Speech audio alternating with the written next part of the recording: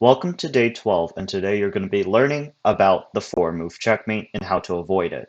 Now, the four-move checkmate will be commonly seen in your beginner stages. So, once in a while, you'll see your opponent try to do the four-move checkmate on you, and I'm going to show you how to avoid it and how to counter it. So, let's get started. As I flip the board as black's perspective.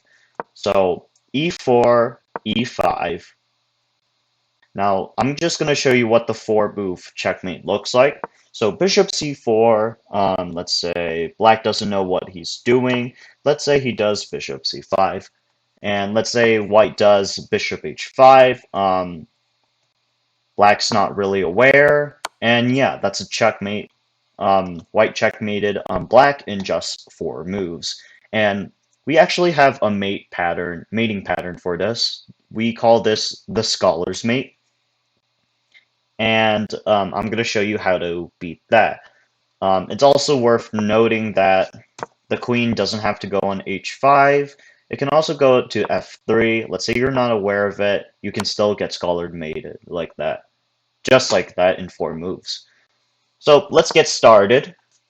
So e4, e5, right? And then there are two ways your opponent can approach. One is either the bishop or one with the queen coming to h5 or f3. So let's start with the bishop. Now, there are multiple ways to beat this, but the one I recommend is knight c6. All right? And your opponent would likely play queen h5. I'll discuss queen f3 in a moment. So now we can play the move g6. And what that does is the pawn is not only attacking the queen, but it blocks the queen's entry to the f7 square.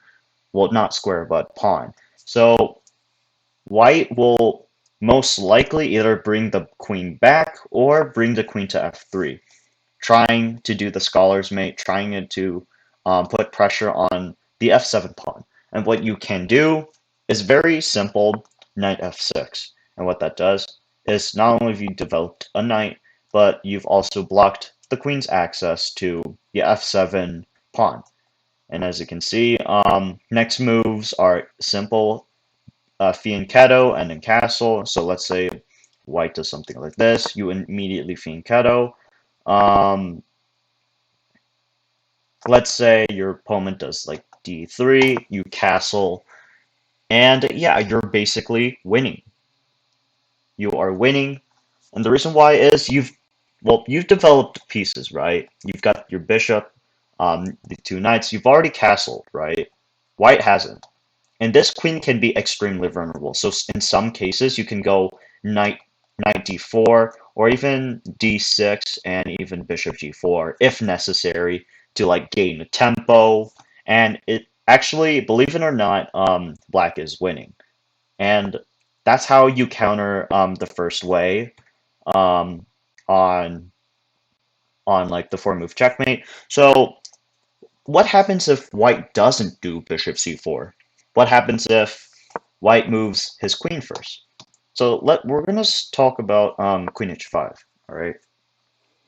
Now this is really important because I do not want you guys to fall into the trap. The correct move is knight c6, not g6, and the reason why is well, yes, you're attacking, you're blocking the access to f7. Problem is, this pawn is hanging. It's not defended. So white can just take the pawn. Not only white took a pawn, but you're being forked. You're being checked, and it doesn't matter what you do, but your rook will just get taken no matter what. So this is really important. Please do not play g6 and panic because yeah, bad things can happen to you. So the correct move after queen h5 is knight c6. And the reason why is okay. So most likely your opponent is going to go bishop c4, trying to do the scholar's mate. And now you can finally do g6. The difference between here and here is that this pawn is now protected, so you can no longer take because I can take your queen. So that's extremely important to note. And as you can see, we'll just follow the basic rules. Remember the same position, and then yeah. And that's pretty much it for the queen h5. Let's say your opponent does whoops. Let's say your opponent does queen f3 first. All right. This is usually less played, but it's also something you want to notice. So unlike queen h5, which attacks your pawn, and well, this queen still has the same purpose of f7 and will likely go to bishop c4. So the easiest way is to just go knight f6 right away. You don't even have to protect this pawn right away because the queen's not attacking it. The knight can't hop here, so you're fine. For now, even something like bishop c4, you can just continue to develop normally. You know, probably get the bishop out, maybe do like this, maybe castle, and you're having like, you know, a better position than your opponent. So let's say your opponent does something like this. I'm just gonna do a couple random moves just to show you. I would normally play, you know, I would play, you know, bishop e7, but you can also do bishop c4, no, bishop c5. And then, yeah, let's say, this is important to note because what happens if your opponent tries to go, you know, attack your knight? Do not capture this. Well, actually, you can capture this, but just make sure you have something protected. Make sure you just immediately castle after that. So that way, you know, the king and the rook are protecting the f7 pawn. And that's pretty much it. So it's also important to note that sometimes they can go e3 with the same purpose of e4.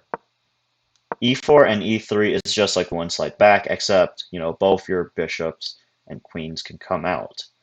So that is how you counter the four-move checkmate. It's also worth noting, I recommend knight c6, but there's also another way to beat the four-move checkmate if your opponent plays bishop c4 first.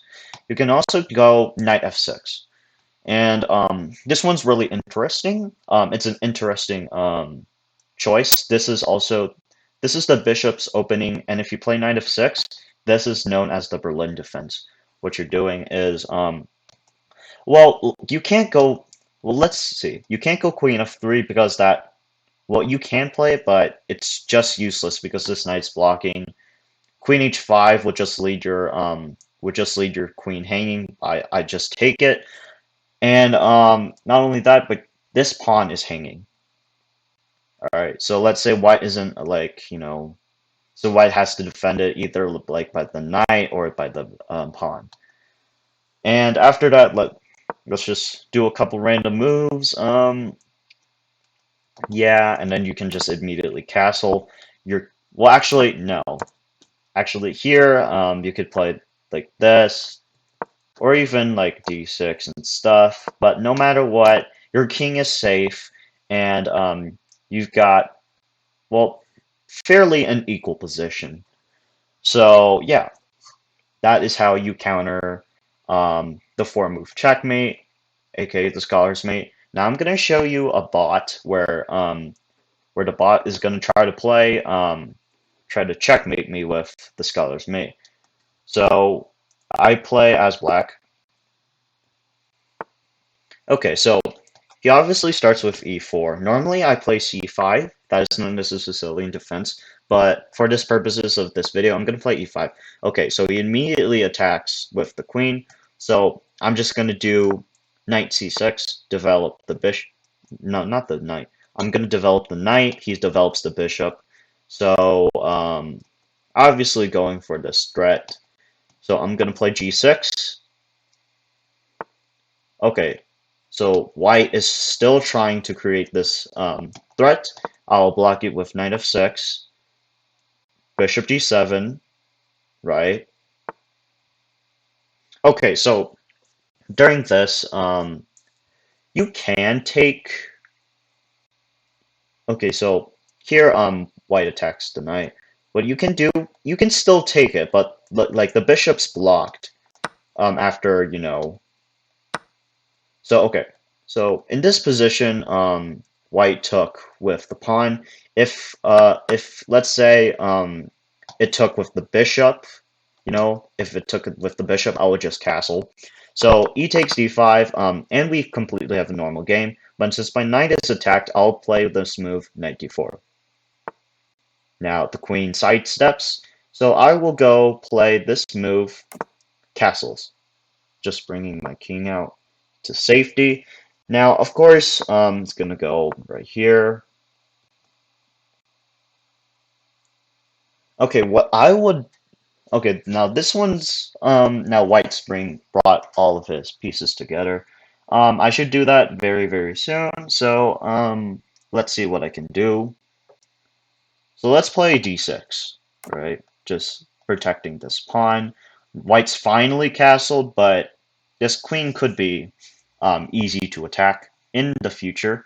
So we're just going to do what we normally do, develop the pieces. And as you can see, we've created a very equal position now.